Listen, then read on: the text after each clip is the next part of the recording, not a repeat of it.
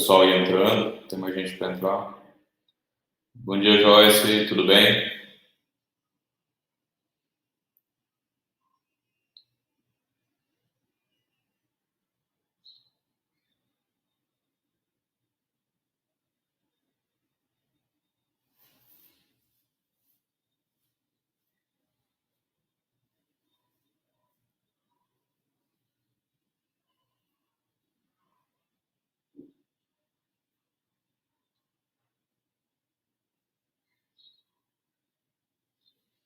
Bom dia, Dani.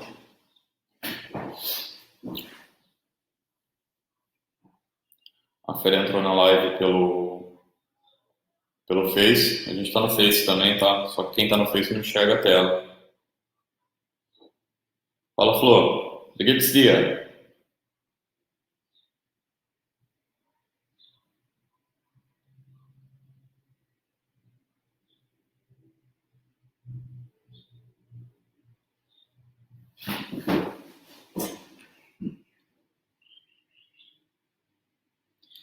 Tô esperando mais um, para ver se entra mais alguém. Tô faltando a Mirella também, da equipe da Conatos. Bom dia, Ana Carolina, tudo bem?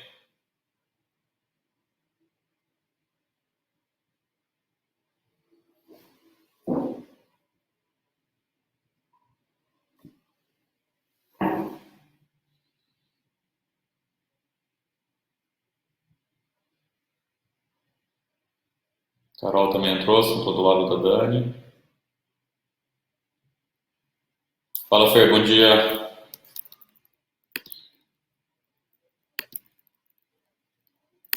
Deixa aqui de lugar.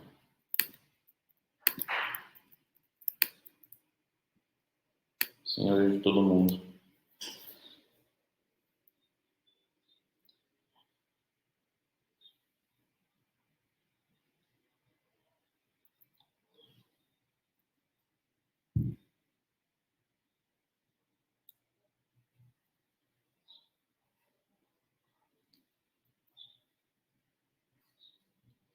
Tá faltando da Conatos, tá faltando a Mirella. Bom dia, Dé, tudo bem? Bom dia, Patrícia. A gente está quase começando aqui, tá faltando um pessoalzinho para entrar ainda, mas já que a gente já começa aqui.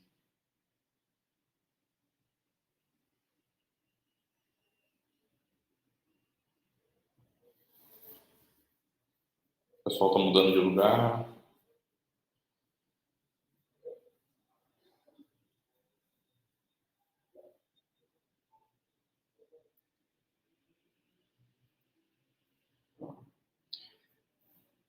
Bom dia, Karen. Tudo bem, Si? Como é que tá? Fala, Pilan.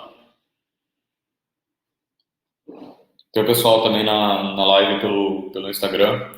A única coisa é que vocês não conseguem ver a tela, tá? Então eu recomendo entrar lá no Launchpad. Tem o link pro, pro webinar. Aí é só entrar no link e vocês já caem lá e conseguem ver a tela também. Tá faltando ainda a Mirella. Dani tá aí. Falta a Mirella, a Karine também. Aí pra gente poder começar, tá bom?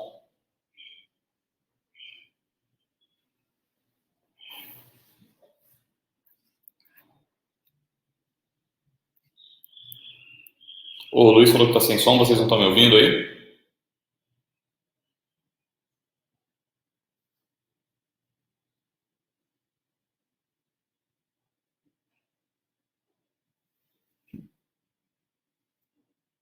Legal.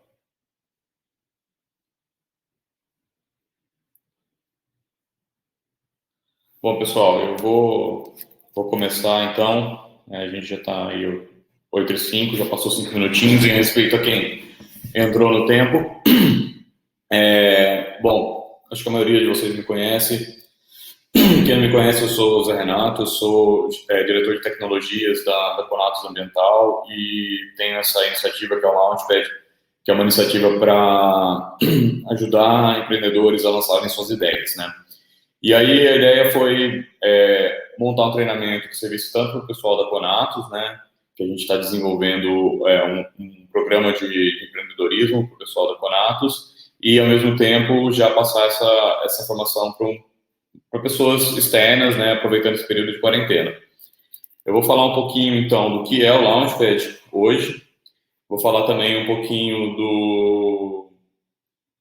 da mentalidade exponencial, o que é que a gente está falando de mentalidade exponencial e o que é crescimento exponencial.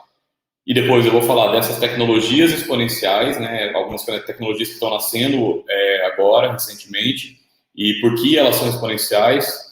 Depois a gente vai falar um pouquinho sobre as 7 fontes de inovação, um tema bastante legal e tem bastante a ver com o momento que a gente está vivendo agora, e a questão dos desafios globais, tá? Só falando um pouquinho do Launchpad, então a gente acredita que é possível mudar o mundo com a educação empreendedora, e a ideia é levar empreendedorismo para quem quer aprender a empreender, né? Então, tem uma jornada aí do empreendedorismo e como que a gente vai do zero ao lançamento de uma empresa, como é que a gente faz essa jornada, e a gente quer ajudar esses empreendedores a terem confiança para desenvolver suas ideias, tá? Então, a ideia é realmente apoiar empreendedores a lançar sua ideia, liderar empresas prósperas e antifrágeis e contribuir para o crescimento econômico do país. Essa é uma frase que eu gosto bastante do Clayton Christensen. Ele faleceu, infelizmente, esse ano, mas ele é um cara muito bacana, ele que criou esse conceito de inovação disruptiva, e a gente tem um conceito um pouco errado do que é disrupção, mas o que eu gosto de dizer é que a inovação disruptiva cria empregos, né? Quando a gente pensa só em eficiência de processo, a gente destrói emprego. Mas quando a gente está falando de inovação disruptiva de verdade, a gente cria emprego. E eu vou mostrar por quê para vocês. Um caso bastante bacana é o caso da Amazon. Quando a gente fala de inovação disruptiva de verdade, a gente fala de 56 mil funcionários em 2011 e mais de 700 mil funcionários em 2020. E como é que uma empresa pode crescer num grau desse, uma exponencialidade dessa, né? E a gente tem outros exemplos que vocês devem conhecer, como Google, Facebook, Uber, Netflix, Apple, Instagram, Airbnb, a própria Amazon, WhatsApp, que são empresas que cresceram absurdamente, violentamente nos últimos anos, mas se a gente for pegar cada uma dessas empresas, nenhuma delas inventou nenhuma tecnologia, nenhuma delas criou algo realmente novo. O Google não inventou a internet, não inventou sistema de busca, o Facebook não inventou rede social, apesar de, assim, ter sido um dos primeiros, mas já tinha alguns movimentos de rede social na época, e mais do que tudo, o Facebook não inventou a plataforma que a gente usa, que é a internet. O Uber não inventou o GPS, não inventou o smartphone, a Netflix não inventou o sistema de streaming, a Apple não inventou milhares das tecnologias que ela utiliza, inclusive muitas delas ela licencia. O Instagram também não inventou a internet, plataforma de foto digital, o Airbnb não inventou hospedagem, a Amazon não inventou a venda online e nem o WhatsApp inventou as mensagens. Então, o que transforma elas em empresas diferenciadas que realmente aparecem dentro do mundo hoje, né, de uma maneira muito mais proeminente, né? Eu vou começar com um exemplo da Kodak, é um exemplo bastante famoso, a maioria de vocês deve conhecer, mas eu acho um exemplo muito bacana para a gente explicar o pensamento exponencial e como o pensamento exponencial pode ser uma armadilha também, a falta dele, né? E esse cara que está aí na tela é o Steve Sasson. Ele inventou a primeira câmera digital, ele era um engenheiro da Kodak, inventou a primeira câmera digital em 1975. E ele foi não ridicularizado, mas ele ficou lá obsoleto no canto dele, tentando desenvolver isso por muitos anos dentro da Kodak, e os próprios executivos da Kodak não acreditavam nisso, por alguns motivos. Primeiro que isso tinha um risco muito grande para a Kodak de acabar com a venda de filmes, eles não queriam. A tecnologia ainda era muito incipiente, né? Uma foto demorava cerca de 30 segundos para ser tirada e tinha 0,01 megapixel de resolução, então não tinha nenhuma base para que no curto prazo eles investissem nisso. E a Kodak realmente cortou esse projeto, não deixou esse projeto crescer, e a gente hoje vê que ninguém usa mais uma câmera de filme a não ser os amantes da fotografia. Então, a gente tem eu vou explicar um pouquinho mais para frente, falar um pouquinho mais disso, mas é bem bacana esse exemplo da Kodak, de como a Kodak perdeu o mercado por conta de ter matado uma tecnologia que poderia ter sido a diferenciação dela no mercado. De forma semelhante também, a gente tem o primeiro Apple, né, o Apple One, que foi o primeiro computador pessoal e foi projetado pelo Steve Jobs em 1975. E olha o nível do computador, né? Era uma tábua de madeira com uma placa de circuito impresso, todo bem protótipo mesmo, mas isso era o primeiro computador comercial que eles venderam. E é engraçado a gente ver uma outra visão, a visão do Ken Olsen, que era fundador da Digital Equipment Corp, que foi uma das primeiras empresas a criar computadores para pesquisa, né? E eles achavam realmente que não tinha por que alguém ter um computador em casa. Eu acho que no final dessa história vocês devem conhecer, ninguém conhece a DEC, né? A DEC foi uma empresa que já morreu, porque eles realmente não acreditavam que era realmente possível os computadores pessoais serem algo tão presentes hoje na vida das pessoas, ao contrário da Apple. Um outro exemplo bastante bacana foi a Blockbuster. A Blockbuster, em 2007, tinha mais de 8 mil lojas e estava presente em mais de 26 países. E hoje tinha mais de 70 milhões de associados. E teve uma empresa que tentou ser comprada pela Blockbuster, foi oferecida para ser comprada pela Blockbuster, né? Fez uma oferta de venda para a Blockbuster. A Blockbuster não aceitou, e a história também a gente acaba sabendo que essa empresa que criou uma nova técnica, um novo método de entregar filmes em casa, hoje tem mais de 165 milhões de usuários em mais de 190 países, ou seja, cresceu muito mais do que a Blockbuster era em 2007. Hoje a Blockbuster não passa de um museu, então a gente pode ver que tem uma última Blockbuster em Oregon, nos Estados Unidos, e as pessoas costumam ir lá como curiosidade para mostrar para os filhos ou para reviver a infância. Pessoas chegam até a viajar 1000 milhas para chegar nessa Blockbuster em Oregon para ver como é que era uma locadora de vídeos, uma coisa que a gente até 15 anos atrás frequentava toda sexta-feira à noite. Então, o que essas empresas, né, a Netflix ou a própria Amazon, ou as empresas que entenderam o poder do computador e o poder da câmera digital fizeram de diferente?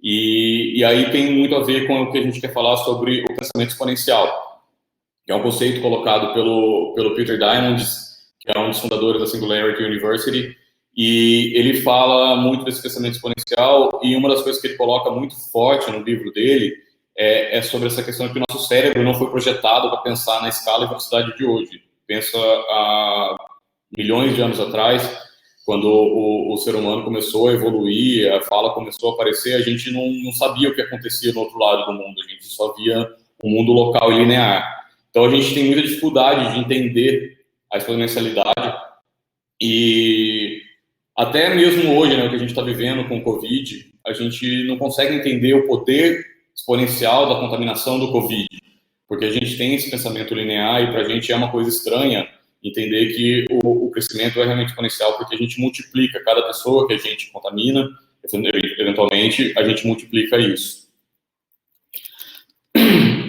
E um outro conceito também colocado pelo Peter no livro são os 6 Ds do pensamento exponencial, e a gente tem algumas características comuns nesse pensamento exponencial, né?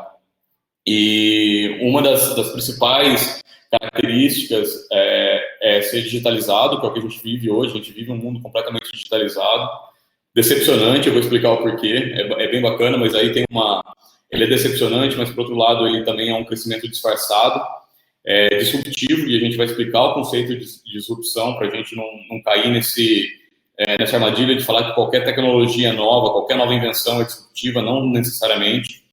Desmaterializada, desmonetizada e democratizada. São 6 deles, então. E a gente vai passar um por um para vocês entenderem um pouco do que a gente está falando. Digitalização. Então, quando a gente pode digitalizar uma tecnologia, ela se torna, então, uma ciência da informação, ela deixa de ser uma tecnologia puramente e se torna uma ciência da informação, e isso traz muitos benefícios para essa tecnologia. porque a gente pode manipular essa informação a partir do computador, gerenciar isso a partir do computador e automatizar isso. Então, quando a gente pensa em como que isso cresceu ao longo do tempo, lá atrás, há milhões de anos atrás, a gente só tinha a transmissão de conhecimento via oral, né? E depois da invenção da prensa da prensa para imprensa, a gente conseguiu fazer essa transmissão desse conhecimento por via escrita. Isso já aumentou muito a transmissão de conhecimento. E hoje a gente consegue fazer isso via digital de uma maneira muito mais rápida por conta da internet, por conta da forma como a gente armazena esses dados, por conta da tecnologia de nuvem. Então, a gente consegue realmente ter todo esse conhecimento à nossa mão de uma maneira muito mais rápida. Isso, por uma questão exponencial também, a gente consegue crescer muito e aprender muito mais rápido do que a gente aprendia antes. Decepção. Crescimento exponencial é difícil de alcançar, né? A gente, no começo, acha que o crescimento não vai aparecer. Isso foi uma das armadilhas que aconteceu com a Kodak. Como o crescimento era muito lento e muito pequeno no começo, a Kodak não conseguiu enxergar que isso poderia ser uma tecnologia no futuro, por causa do pensamento linear. Então, se a gente pegar aí 0,01, multiplicar por 2, multiplicar por 2, multiplicar por 2, a gente tem, aparentemente, um crescimento muito pequeno, mas a gente cresceu 16 vezes em 4 iterações. Ainda é um número pequeno, é um número que a gente aproxima muito de zero, mas a gente tem um crescimento de 16 vezes. Se a gente quebra a barreira dos números inteiros e vai, por exemplo, para milhões, 1 milhão, 2 milhões, 4 milhões, 8 milhões, 16 milhões e 4 iterações, a gente começa a entender o poder do exponencial. Então, a gente tem um crescimento disfarçado. No começo, a gente tem um crescimento muito linear e pequeno, e aí a gente começa a ter um crescimento muito mais forte depois. E aí, quando a gente vê aí que depois de 20 iterações, a gente tem um crescimento de 1 milhão de vezes, né? A gente consegue ter uma melhoria de 1 milhão de vezes depois de 20 multiplicações por 2, por exemplo.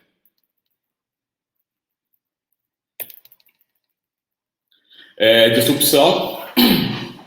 Essas tecnologias exponenciais, então, elas tendem a mudar o paradigma vigente. E quando a gente fala de disrupção, a gente não está falando de tecnologias supermodernas, a gente está falando de mercados que são quebrados por conta da introdução de uma nova tecnologia. A gente imagina, por exemplo, os táxis. Quando a gente fala do Uber, que o Uber veio como uma tecnologia disruptiva, ele não inventou nada muito mais moderno. Ele só juntou algumas outras tecnologias e criou um mercado diferente do mercado do táxi, que hoje está sendo disruptado pelo Uber. E isso para várias tecnologias. Então, a gente tem que ter esse conceito muito claro na cabeça, que quando a gente fala de disrupção, a gente não está falando de invenções supermodernas, e sim de mercados que são destruídos por conta da introdução de uma nova tecnologia. Obrigado pelo Gutenberg, eu esqueci de falar dele. Então, mais uma vez, a gente tem a questão da Kodak, né? A Kodak não viu esse potencial de disrupção na câmera digital, por conta de estar olhando sempre no curto prazo. Então, essas inovações exponenciais, como elas têm um crescimento muito pequeno no começo, a gente não consegue enxergar que ele pode vir a disruptar isso, e essa miopia nossa, essa visão de curto prazo nossa, faz a gente, às vezes, descartar alguma tecnologia potencial, algo que pode vir a ser disruptivo para o mercado, por conta dessa questão do crescimento pequeno no começo das tecnologias exponenciais. Desmaterialização. Hoje a gente consegue pegar um item que era gigantesco e está na palma da nossa mão, né? A gente tem vários gadgets dentro do nosso próprio celular, e a gente não precisa de um equipamento só para várias tecnologias. A gente tem de um equipamento para cada tecnologia. A gente tem um equipamento que tem várias funcionalidades. Exemplos dessa desmaterialização é o próprio Netflix e o Instagram. O Instagram é uma forma de disrupção do filme digital, né? Porque a graça estava em mostrar as fotos para os outros. Hoje a gente consegue fazer isso de forma digital, a gente consegue apresentar isso de uma forma muito mais rápida e para todo mundo. E o Netflix, a gente não precisa mais ter né, a mídia, um CD, uma fita cassete, para assistir o filme. A gente consegue assistir isso sem precisar possuir um bem, um ativo físico, né? Outro exemplo, quando a gente fala da Kodak, a Kodak tinha a detenção dos filmes e era líder de mercado nisso. A Sony veio com várias inovações na câmera digital. Então, a própria Sony desmaterializou o filme digital, e aí a Apple, com os smartphones, veio e desmaterializou as câmeras digitais. Hoje ninguém, exceto por amantes de fotografia, compra câmera digital, porque as câmeras dos celulares são muito boas e fazem muito mais coisa do que simplesmente uma câmera, como era o caso da Sony. Aqui, só para a gente ter uma ideia, hoje no nosso celular a gente tem o equivalente a $900 mil na década de 80 em equipamentos. A gente tem equipamento de conferência, GPS, gravador de voz, relógio digital, câmera, eventualmente uma biblioteca, uma enciclopédia, tocador de vídeo, câmera de vídeo, um tocador de música, videogame, enfim, a gente tem quase $900 mil dentro do nosso iPhone, e todos esses aplicativos são gratuitos. Então, é mais um exemplo de desmaterialização, e do próximo, que é a desmonetização. Então, a gente...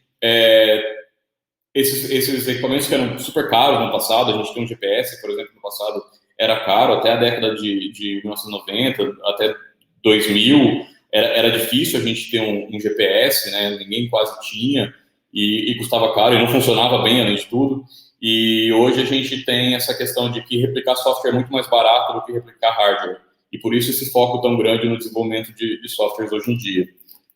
E aí a gente usa o Google de graça, a gente usa o Facebook de graça, a gente usa o Instagram, o WhatsApp de graça, a gente não precisa pagar por isso, e mesmo assim essas são as maiores empresas do mundo, né? Então o foco muda um pouco do ativo para essa questão da informação, né?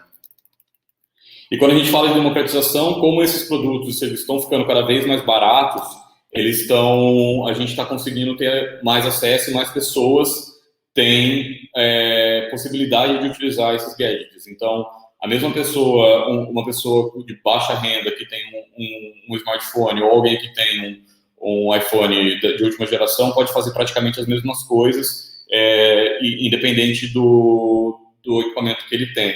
Então, isso é considerado como democratização. E agora a gente vai falar um pouquinho, então, das tecnologias exponenciais, que é o principal foco aqui que a gente tem hoje para o nosso webinar. E quando a gente fala dessas tecnologias exponenciais, a gente está pensando principalmente que o que funciona hoje, talvez não funcione amanhã. E tem toda uma questão de ter essa visão de futuro e conseguir levar as empresas em direção a essa visão, né? E por que essa visão é importante? Principalmente por causa daquele item da decepção.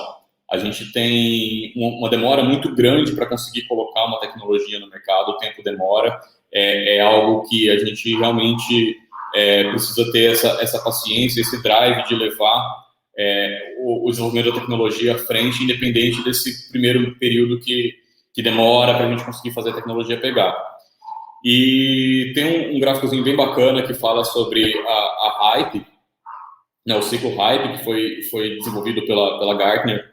E esse ciclo ele está relacionado com 5 fases, né? Primeiro, o gatilho tecnológico, e aí é onde começa as pesquisas sobre aquela tecnologia, aí de repente todo mundo começa a falar e acredita que aquela tecnologia vai ser super diferente, que vai mudar o mundo, e de repente a gente começa a ver que não é bem assim, que isso não funciona daquele jeito como a gente imaginava, ou todas aquelas expectativas não funcionaria, e depois a gente volta a ficar lúcido com relação à tecnologia e começa a entender que ela não faz tudo aquilo que a gente imaginava, mas ela faz outras coisas muito bem e que a gente pode usar. E isso aconteceu eventualmente com o computador, né? Os computadores pessoais, o conceito de computador pessoal foi cunhado em 1960, e em 1990 a gente praticamente jogava joguinhos com o computador, e as empresas estavam começando a utilizar o computador como realmente algo que que pudesse ser, aumentar a eficiência, né? E muito por causa desse cara, né, que criou o Macintosh em 1984 e facilitou a interface. Lá na década de 70, no começo da década de 80, computadores eram para pesquisadores e tinham uma interface muito não amigável. E, de repente, o Steve Jobs entendeu que se ele melhorasse essa interface e trouxesse algo que a pessoa pudesse realmente levar para casa e ser útil dentro de casa, isso seria algo que poderia ter um mercado muito grande. Foi realmente o que aconteceu e a gente hoje, todo mundo tem pelo menos um computador em casa, né? Então, falando aqui dos ciclos, esses ciclos eles estão se tornando mais curtos, mas mesmo assim eles são ciclos longos, são ciclos que exigem essa determinação e esse drive de levar a tecnologia à frente. E agora, finalmente, falando das tecnologias exponenciais, né? A gente vai falar de algumas tecnologias exponenciais, impressão 3D, inteligência artificial. Eu vou fechar essa janela por causa do cachorro, desculpa, gente.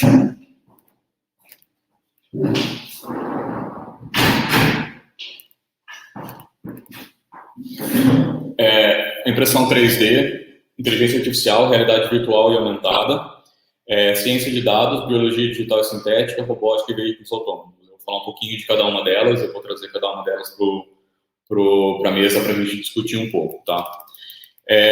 Primeiro, o que são essas tecnologias exponenciais, né? A gente vai estar falando de tecnologias que estão crescendo rapidamente, moldando diversas indústrias, não só uma, está mudando muita coisa. Então, e a gente fala que realmente a união de duas ou mais dessas tecnologias é o que pode ajudar na resolução de problemas globais. A gente vai falar mais para frente também de problemas globais.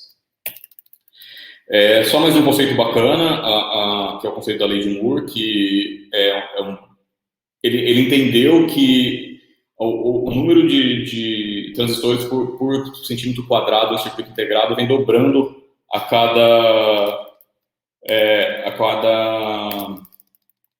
18 meses. Desde 1958 isso acontece. E isso é um crescimento do poder de computação de uma forma completamente exponencial.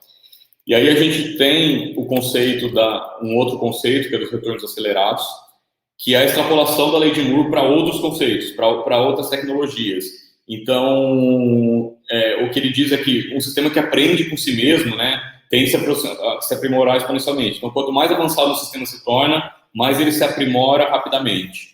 Tá? Então, esses dois conceitos são bastante interessantes, eles estão interrelacionados e eles estão relacionados com a tecnologia exponencial. Então, quer dizer que quanto mais a gente aprende sobre o sistema, mais rápido é o crescimento desse sistema e por isso que essas tecnologias são exponenciais. Então, agora falando, né, diretamente das tecnologias, falando um pouquinho da impressão 3D.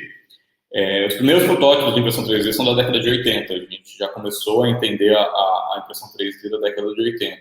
E qual foi a ideia por trás disso? A gente tinha a fabricação subtrativa, né, que é pegar, por exemplo, uma pedra, né, lá há milhões de anos atrás, e talhar essa pedra para que ela seja utilizada como uma ferramenta. O que foi pensado foi, vamos tentar fazer o contrário, vamos partir do nada e tentar fazer algo a partir do nada. E era um rapaz que trabalhava com catálise de plástico, né, da cura de plástico com ultravioleta, e ele entendeu que ele podia ir imprimindo esse plástico e catalisando isso camada a camada para crescer. Isso está trazendo para a gente hoje, agora, 30 e tantos anos depois, uma aceleração na prototipagem e está mudando a forma como a gente cria, como a gente cria e onde a gente cria. Hoje a gente pode levar... alguém pode desenvolver uma peça na Índia e me mandar por e-mail a peça, né?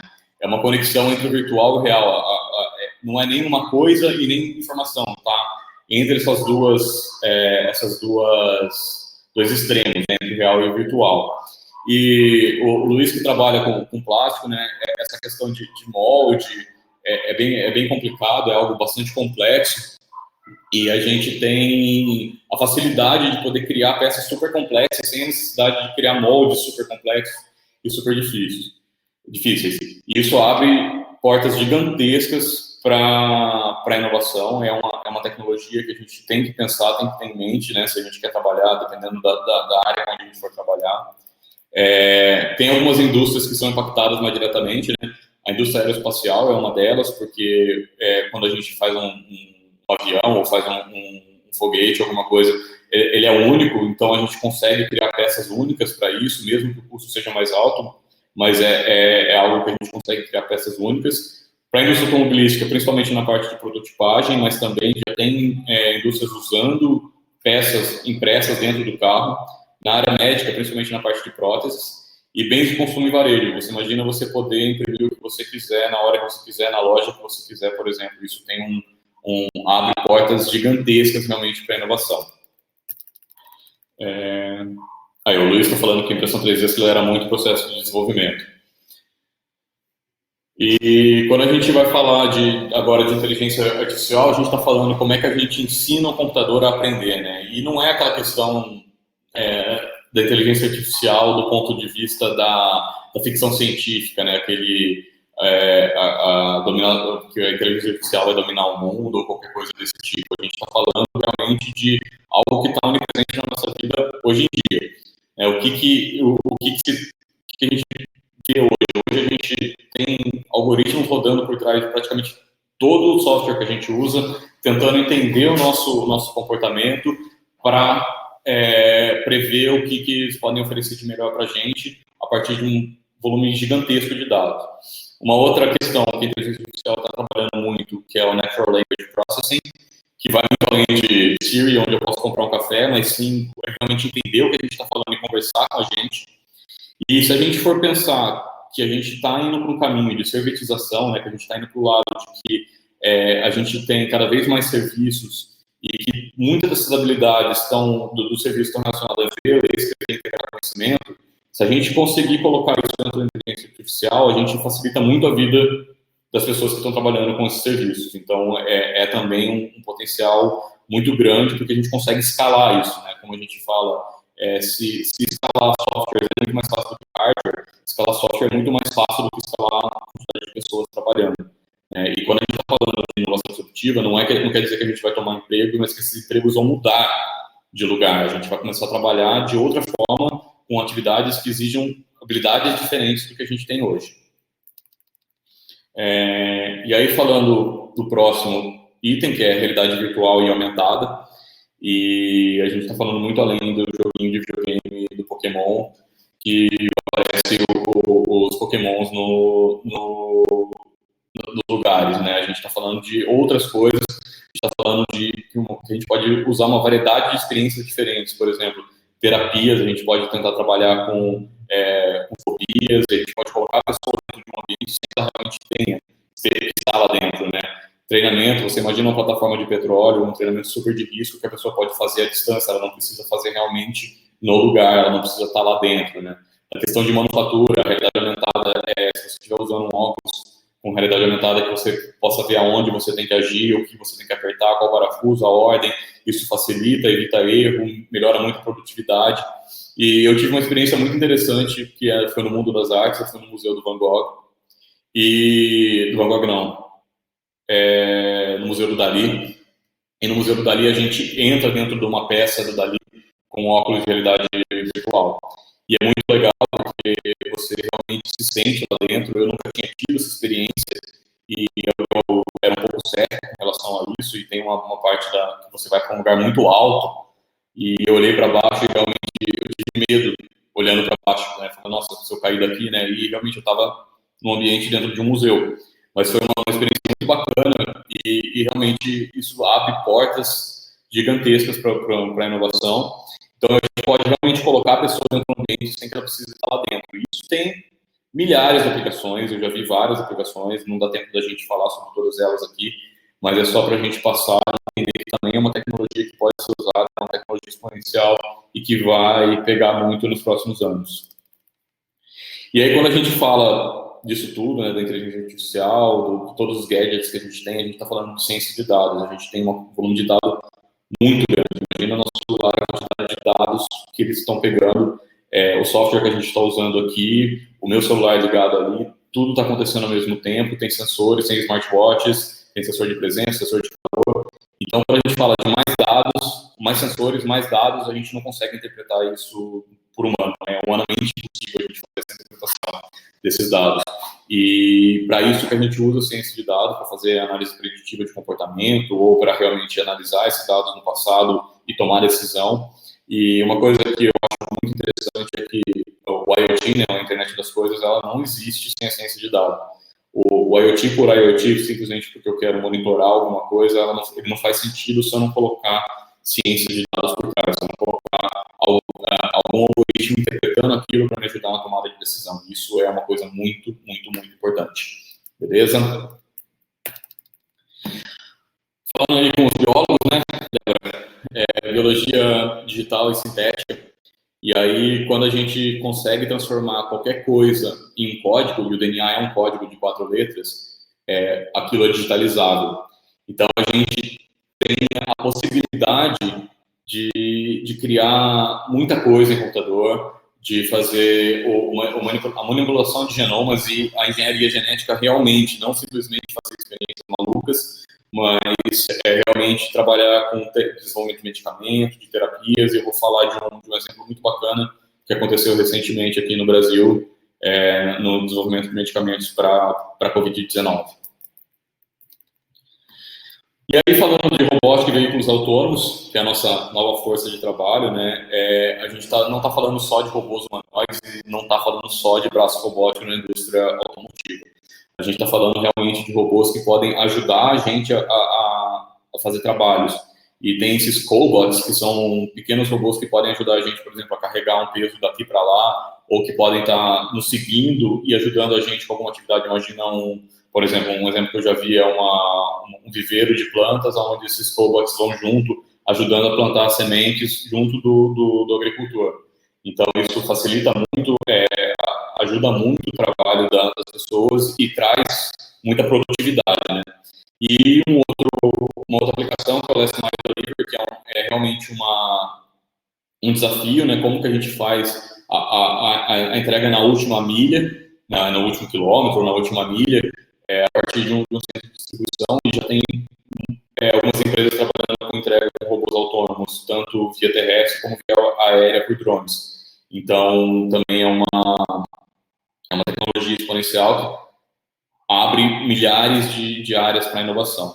E só como um dado aí, em 2013, a Gartner fez uma pesquisa e 45% dos empregos dos Estados Unidos são ameaçados por robôs mais inteligência artificial.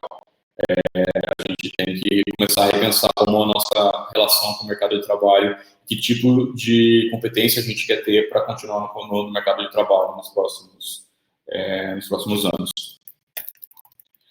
E agora, misturando um pouquinho as tecnologias, vou dar alguns exemplos do que eu acho que é interessante, né, dessas tecnologias.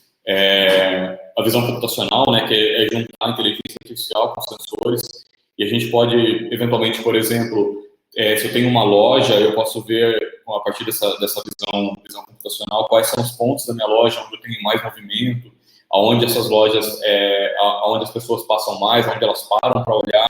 Isso me ajuda na tomada de decisão. Ou, eventualmente, como isso está ficando cada vez mais barato, um exemplo que eu pensei, por exemplo, uma academia que faça um mapa de calor de onde as pessoas usam mais, para poder saber quais tipos de equipamento elas têm que comprar mais ou menos, ou para fazer manutenção desses equipamentos, também é algo que a gente pode estar trabalhando. Se a gente usar o Data Science com inteligência artificial e sensores, falando de IoT, né, se eu colocar sensores RFID, né, RFID, que é Radio Frequency Identification, se a gente colocar esses sensores dentro do meu estoque e fazer eu conseguir entender o giro do meu estoque, como que aquilo está funcionando, eu tenho uma baita de uma eficiência operacional, eu tenho uma redução de custo operacional, por ter menos gente trabalhando dentro desse estoque. Então, assim, realmente é uma outra área de muito potencial disruptivo, né? E aí o exemplo que eu conversei, que eu falei para vocês, o CNPEM, que é o Centro Nacional de Pesquisa de Energia e Materiais, em Campinas, eles fizeram um screening de medicamentos para Covid-19 usando Data Science, mais inteligência artificial, mais biologia digital. Num pool de 2.000 medicamentos que eles poderiam utilizar, a partir do sequenciamento genético do vírus, eles conseguiram enxergar, se não me engano, 20 ou 30 medicamentos que têm potencial para tratar a Covid. Então, isso seria humanamente impossível de fazer no tempo que eles fizeram. E aí, isso que traz, quando a gente fala de exponencial, a gente fala disso. Redução do tempo de conseguir adquirir conhecimento de uma maneira muito mais rápida. E é isso que o pessoal da CNPq tem feito. Eu achei um exemplo bacana e bastante atual para a gente falar. E aí, eu falei um pouquinho de robôs de entrega. A Amazon tem alguns testes de robôs de entrega, tanto terrestre como por drone. E isso tudo traz muita informação, traz muita agilidade e traz muita eficiência operacional para a Amazon também.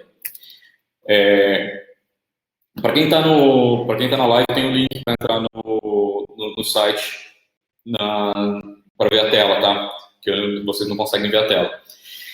E agora a gente vai falar um pouquinho sobre as 7 fontes de inovação. Eu até escrevi um artigo para o pessoal do IEL, né? A Patrícia me pediu para escrever um artigo, e eu escrevi um artigo falando sobre essas 7 fontes de inovação e como que a gente está vivendo essas 7 fontes de inovação hoje, né? Como que isso está dentro do nosso contexto de quarentena e tudo mais. Eu vou falar um pouquinho sobre essas 7 fontes, e elas são fontes de inspiração para a gente, né? Como que a gente pode olhar para a tecnologia, como a gente pode olhar para o nosso cenário do mundo de hoje e desenvolver tecnologias, desenvolver a partir dessas fontes de inovação. Então, falando do inesperado, né? O inesperado, principalmente agora, a gente está vivendo um momento bastante inesperado, que a gente não tinha nem ideia de que pudesse acontecer uma pandemia dessas proporções, talvez só diretores de ficção científica e o Bill Gates. O Bill Gates até fez um vídeo em 2015 falando que a próxima crise provavelmente seria por conta de um vírus bastante letal e com uma disseminação bastante rápida. E isso por si só já é uma fonte muito grande de inovação. Tem muita coisa acontecendo por conta disso agora, né? Quando a gente fala, então, das incongruências, normalmente a incongruência é algo difícil de ser enxergado, mas é a diferença entre a realidade como ela é e como ela deveria ser. Até pouco tempo atrás, a gente imaginava que o nosso sistema de distribuição de informação científica era eficiente. E com a Covid, né, com o que a gente está vivendo hoje, os cientistas tiveram que mudar a forma de publicação para conseguir acelerar essa disseminação da informação sobre os tratamentos e sobre o que foi descoberto sobre a doença num tempo muito menor. Então, isso vai trazer inovação, isso vai trazer novos desenvolvimentos. É só um exemplo, né? A gente tem milhares de exemplos para falar sobre isso. Necessidade. A gente precisa aprimorar os processos ao longo do tempo e adaptar a nova realidade. Eu acho que tem muita gente trabalhando de casa, muita gente fazendo coisas que não faziam antes. A gente está aprendendo a trabalhar remotamente de uma maneira muito diferente do que a gente fazia até pouco tempo atrás. E isso é bacana. E até a questão de acesso aos mercados, né? Como que a gente acessa mercados diferentes a partir de casa. Eu vi um exemplo de uma associação de vinicultores da Suíça, e eles estão fazendo degustação de vinho online. Ou seja, eles mandam o vinho e os queijos harmonizados para as casas das pessoas, e alguém fazendo um webinar, como eu estou fazendo, vai explicando como que funciona a harmonização daqueles vinhos com aqueles queijos. É super bacana, uma ideia legal e um jeito diferente de trabalhar numa indústria muito tradicional. Estrutura de mercado, né? As estruturas de mercado mudam muito ao longo do tempo, elas têm uma alteração bastante significativa ao longo do tempo, e isso está reduzindo, essas estruturas de mercado estão mudando muito rapidamente, e a gente precisa se reinventar. E um exemplo bastante bacana é essa questão das lives que os sertanejos estão fazendo bastante agora, né? Estão fazendo para fora, mas no Brasil é bem bacana, porque isso mudou completamente até a estrutura de propaganda no Brasil, a televisão e a propaganda, tanto que a Globo está correndo atrás, está querendo fazer lives também para tentar se colocar nesse mercado, para não perder esse espaço publicitário que é muito caro, né? Você imagina 3 milhões de pessoas deixando de assistir a Globo para assistir uma live. Isso é uma mudança que a gente não vê tão rápido assim, isso aconteceu por conta disso tudo. A Mirella falou sobre um hotel, que eu não lembro longe, que é 100% robotizado e assustador. Eu acho que é no Japão, esse hotel, Mirella, eu vi. E o Pilan falando que trabalhou com um projeto de inteligência artificial, data science e prediction na área de química. Depois eu quero conversar sobre isso, Pilan. E aí dá para misturar bastante tecnologia. Realmente, a gente tem como misturar essas tecnologias de uma forma muito, muito legal, muito bacana. Vamos lá, as próximas... Então, a gente falou da estrutura de mercado, faltou algumas aqui, eu acho que acabou indo para trás. A gente tem, além da estrutura de mercado, a questão de demografia. Então, hoje a gente está percebendo, por exemplo, que a gente não precisa ter um andar inteiro no Itaim para que as pessoas consigam trabalhar de forma eficiente. Está todo mundo trabalhando de casa e mesmo assim está funcionando. Então, talvez isso mude um pouco até a questão de onde as pessoas vão se alocar e como as pessoas vão se colocar no espaço geográfico, né? E também tem a questão da percepção. Então, a gente teve uma mudança de percepção muito grande agora. A gente está entendendo algumas coisas que a gente não entendia no passado com relação, por exemplo, à nossa própria saúde e a como isso, como que a gente pode se cuidar mais e até a questão de conhecimento sobre isolamento ou não isolamento. A gente não consegue ter ainda uma conclusão sobre isso. Tem muita discussão. E tem a questão da geração de novos conhecimentos. Tudo isso que a gente está vivendo agora, a gente está incorporando novos conhecimentos, a base de conhecimento do mundo, a gente está aprendendo muito e também é uma outra fonte de inovação que a gente pode olhar. Então, se a gente olhar para essas 7 fontes, a gente pode buscar formas diferentes de inovar, formas diferentes de criar produtos. Sempre que a gente enxergar alguma mudança em alguma dessas estruturas, provavelmente tem espaço para inovação e a gente pode ter um objetivo de falar, está acontecendo alguma coisa, então eu tenho que buscar algo para melhorar aqui. Beleza? E agora o último tema, depois a gente vai abrir um pouco para perguntas, se tiver alguma coisa assim, são os desafios globais e quais problemas que a gente quer realmente resolver. Né? A gente conhece muito bem todos os desafios globais, a gente tem os desafios globais mapeados, a gente só precisa usar a nossa cabeça e essas tecnologias para criar soluções. Né? E a gente tem aí uma inspiração que eu gosto, que para todo problema complexo tem uma solução clara, simples, elegante e completamente errada. Problemas complexos exigem soluções complexas, não tem solução simples para um problema complexo.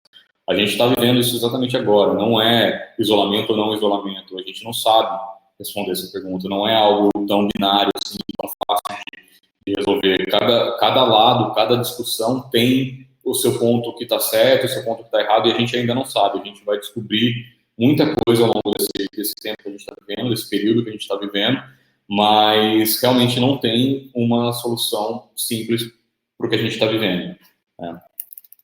E uma fonte bastante legal desses desafios globais, que eu gosto bastante de citar, são esses Objetivos de Desenvolvimento Sustentável, que são 17 objetivos da ONU, que a ONU mapeou para 2030, que a gente precisa atingir para que a gente consiga ter uma sustentabilidade social, ambiental e econômica até 2030. Isso envolve diversos desafios e eu acho bacana a gente começar a pensar sempre em que desafio que a minha empresa está ajudando a resolver.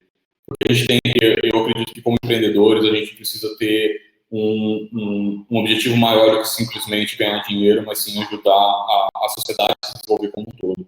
Então, queira seja fazendo ciência, seja ensinando alguém, seja fazendo algo, alguma ONG, ou seja trabalhando para o meio ambiente, mas a gente tem que estar focado em algo que seja maior do que simplesmente fluxos de caixa. Né? Então, a gente tem esses 17 objetivos e 169 metas. Quem me mostrou isso foi a Débora, alguns anos atrás, com o Projeto Nós. E eu me apaixonei pelo tema, eu não conhecia e achei muito bacana. E é uma coisa que eu levo em praticamente todos os projetos da Conatus e estou levando isso também junto com esse projeto do Launchpad para a gente trazer informação, trazer formação empreendedora para mais pessoas. Tá? E aqui estão os 17 objetivos. Então, tá erradicar a pobreza, e aí tem vários itens lá dentro, várias metas, e cada um pode olhar e se identificar com alguns temas, dar uma lida lá para a gente poder desenvolver negócios relacionados a isso, erradicar a fome, e aí tem muito a ver com a agricultura sustentável também, que é algo bem legal, é algo que a Econatos está muito relacionada.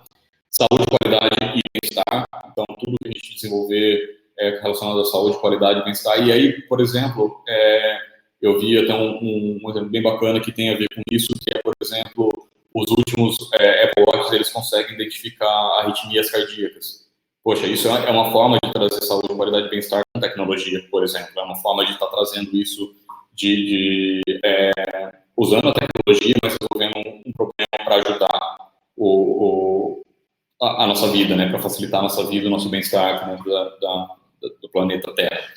Educação de qualidade, esse é um que tem a ver com o que a gente está fazendo, tentando trazer um pouco de educação para as pessoas, tentar trazer um pouco dessa questão de inovação e empreendedorismo. Igualdade de gênero, então tem várias metas lá relacionadas à igualdade de gênero também. Água potável e saneamento, e aí indica desde colocar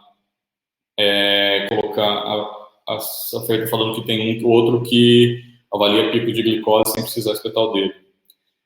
Meu pai usa um que é um sistema que você mede com... É um negócio espetado, sim, mas espeta uma vez só e dura 15 dias. E aí você passa o equipamento em cima, é super bacana também.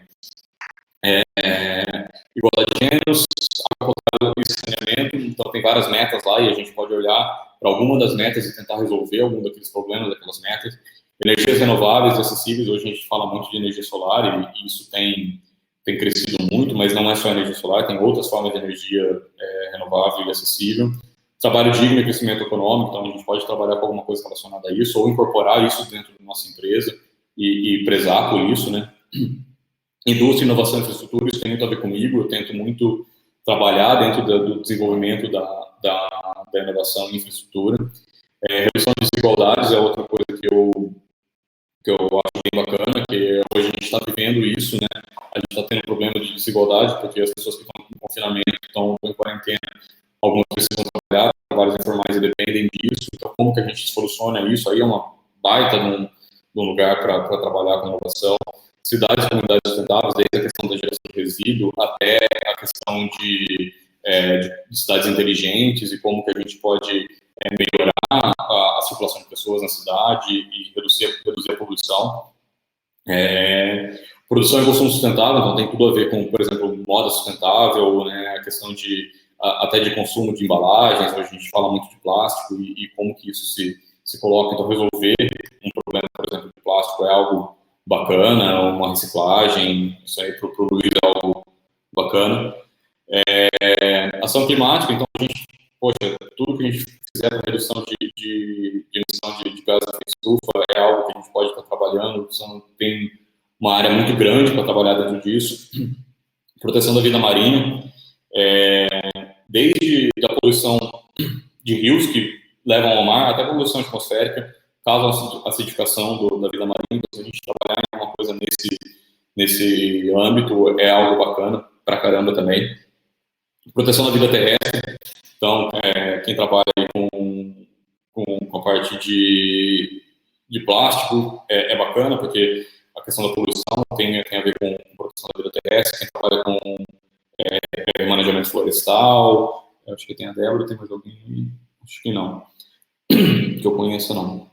Bom, e tem a questão de paz, justiça e instituições eficazes e parcerias, que é algo um pouco mais relacionado à sustentabilidade social, mas que também tem desafios que a gente pode trabalhar e a gente pode estar olhando para esses desafios como fonte de inspiração para as nossas empresas. Então, aqui eu quis trazer também algumas fontes de inspiração para vocês, onde eu olho um pouco também para pensar nos negócios, pensar como que a gente vai desenvolver as coisas, e é isso.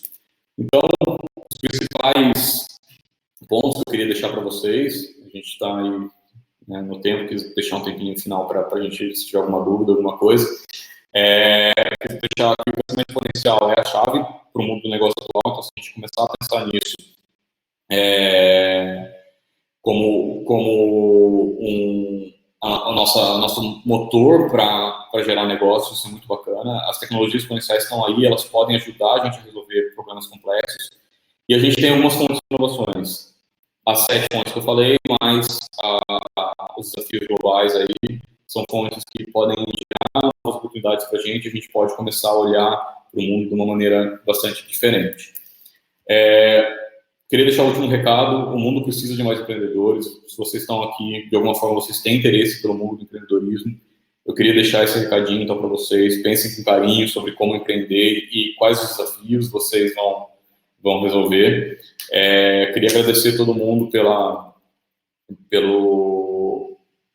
tempo de vocês, por estar aqui. Eu acho que a gente teve um atendimento bastante bacana aí, tem bastante gente assistindo.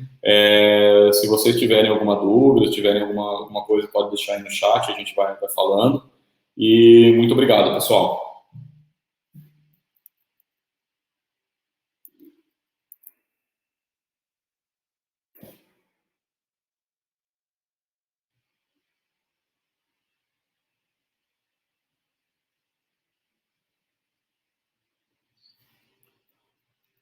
O Rodrigo perguntou se eu acredito que a melhora nos índices de qualidade do ar, água, por dimensão da atividade visual, serão percebidas pela população, serão suficientes para causar sensibilidade. Já tem alguns estudos, viu, Rodrigo? Eu não sei se a questão do mercado de carbono, eu não conheço muito o mercado de carbono, e aí eu não sei se realmente vai afetar. Mas já tem alguns estudos que realmente a diminuição da atividade atual reduziu bastante o nível de poluição, e eu acho que a gente vai sentir isso sim. Não sei em qual o nível de sensibilidade. Pessoal que está agradecendo aí, obrigado. O Zé Paulo falou que tinha matéria sobre isso na capa do UOL. Eu não vi na capa do UOL, mas eu li uma matéria sobre isso. A Débora Passos é bem especialista nessa área mais ambiental. Se vocês quiserem conversar com ela também, ela é uma boa fonte, uma fonte segura de informação.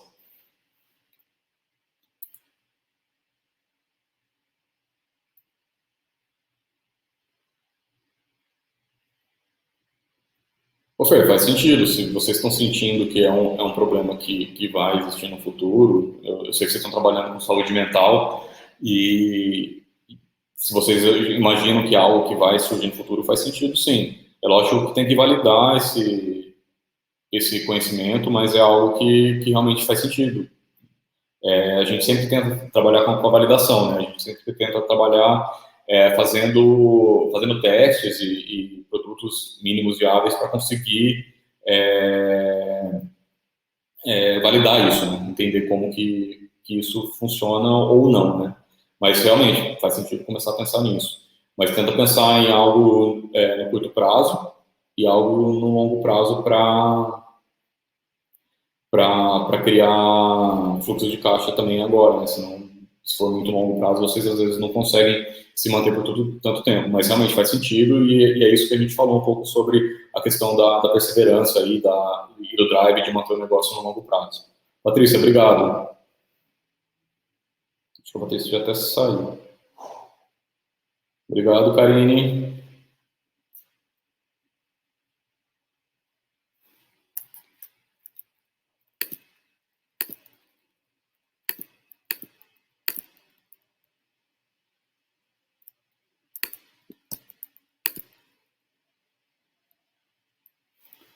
Obrigado, pessoal. Muito obrigado.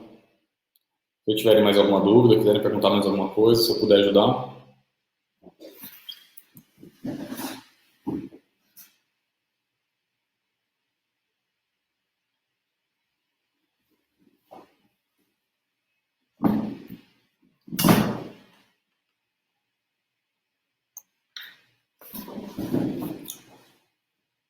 Obrigado, Silvia. Obrigado, Caio.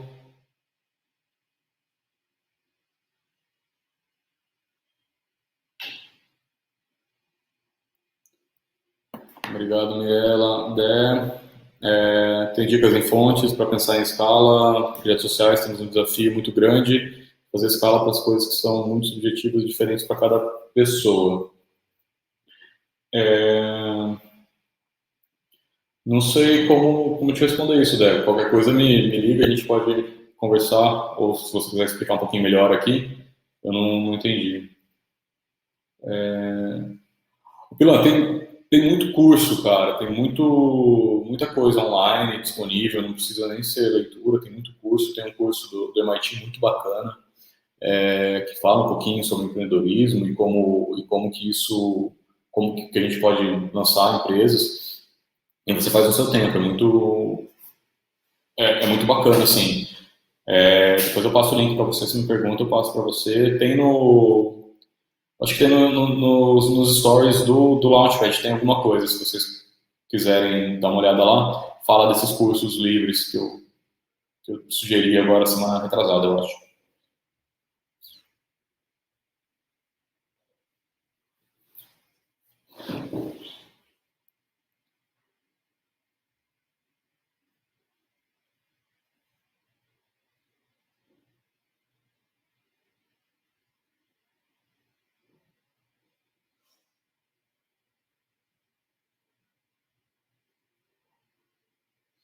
Obrigado, Débora. Então me liga, a gente conversa sobre isso. Eu não entendi muito bem o que você quis dizer, mas a gente conversa, tá bom?